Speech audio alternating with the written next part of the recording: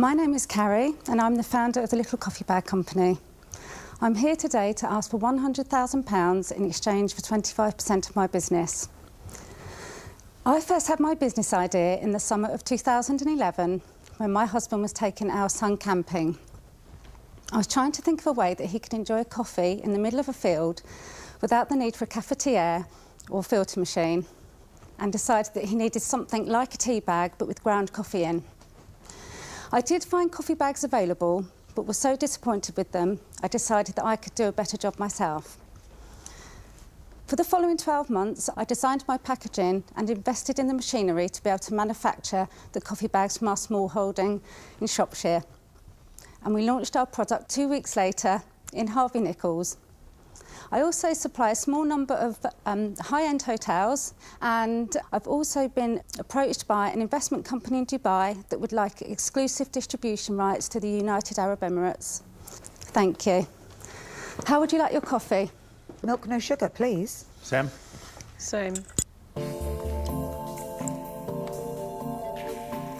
A polite, if not slightly nervous pitch from this Shropshire-based entrepreneur. She's looking for £100,000 for a 25% stake in her business. Peter Jones is first to question the entrepreneur.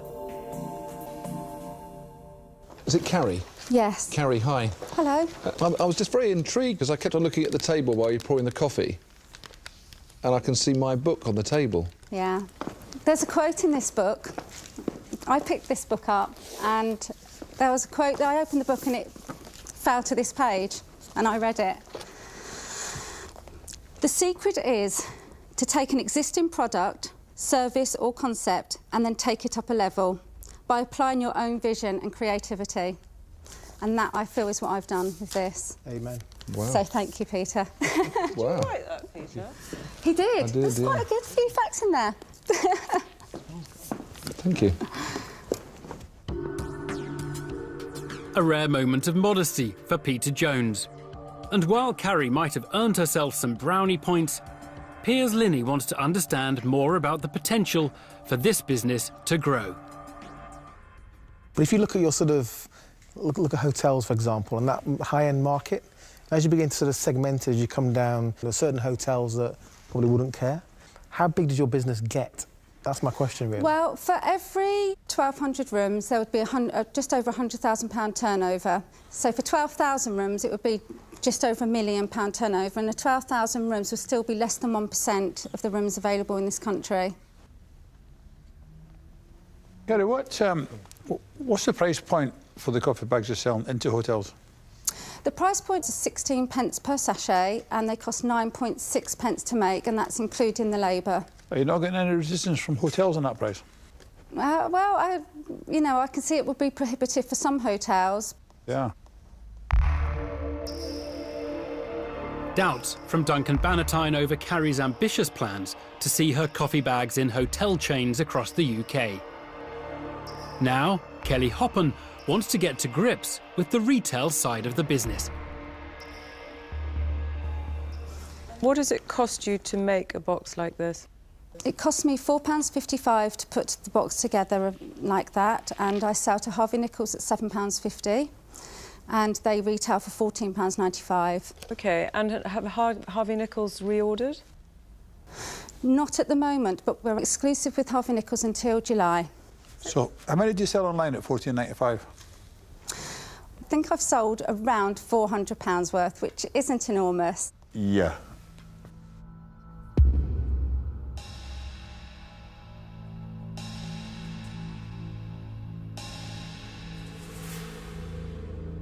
I'll say where I am, Carrie. I think you're fantastic. I think what you've done is absolutely fantastic, and it just shows how anyone can build a business and create a business if they really work hard and really get excited about it.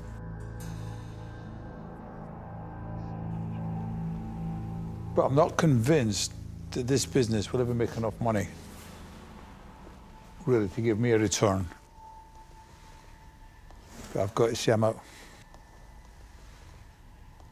Carrie, The first thing I wrote on my pad, actually, when you showed me what it was, I said, simple idea. It's a simple idea, it's a great idea, but I'm not sure I would make the return that I would want. So I wish you well, but I'm out. Two dragons have declared themselves out in quick succession. Will the other multimillionaire investors find a taste for her coffee business? Carrie, this isn't new. It's something that you've adapted. You've taken this to a new level, and I think you've actually gone even further. And I think you've got a business that could be very, very big, actually. And I don't want to say probably too much, because I might be doing myself an injustice here, because I'm sitting here and I'm thinking you are more than just investable. I think the business, the brand is fantastic. You've got some amazing ideas. I think it's very exciting. So I'm not going to waste any time. I'm going to get the ball rolling. So I'm going to make you an offer. I'm going to offer you all of the money, £100,000, and I'd like 33 1/3%. OK, thank you. Thank you very much. Do you want to accept now, or do you want to see what the others have to say? I feel that it would not be correct. No, fair enough. Right, Fair enough. Yes. Right.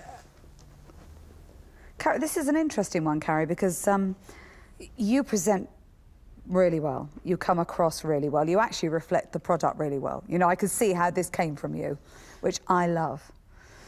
So I'm also going to make you an offer.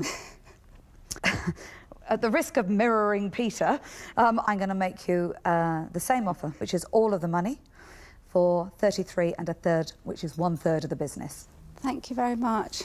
Thank you. Leaves me. OK, I'll make you an offer. So all the money for 1/3 of the company, so 33 1/3%. Thank you. Now, what are you going to do? It's a rare occurrence in the den. 3 competing offers, and they're all asking for exactly the same equity in exchange for investment. The tables have turned, and Carrie now has to make a decision. I just don't know what to do. I mean, where do you see me pushing my product forward, Deborah? Do you have that routes to market in mind, or...? Hotels, certainly. Now, once you've owned that market, then you can start bringing out other products and then filter out. And then make lots of money and sell it. So I think what you're doing is right. So you've gone in at the right place in the market. I think the hotels, you need to establish this brand. I think you're doing that quite well. And I think any of us here really can get you into have the conversations with the retailers you need and those kind of contacts.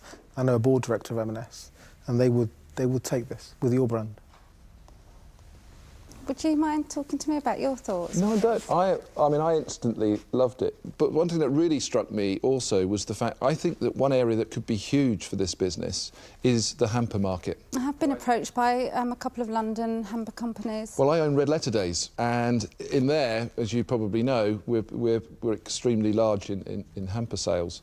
And I think that the international marketplace is an area to also explore as well. I am erring towards Deborah and Pete at the moment, and wondered whether you would like to have a joint input together. It's becoming a bit of a habit, actually, Peter. Wow, there's me in the middle again. Look. Sorry. I'd be more than happy to split my investment with Deborah if she's willing to split it. Absolutely, absolutely. And I think it would work very well. I'd like to accept both of your offers, please. Excellent. Wow. Thank you. Excellent. Thank you. Where do I start? Thank you. The entrepreneur that took a leaf out of Peter Jones's book now walks away with his money, and that of another highly experienced dragon in Deborah Meaden.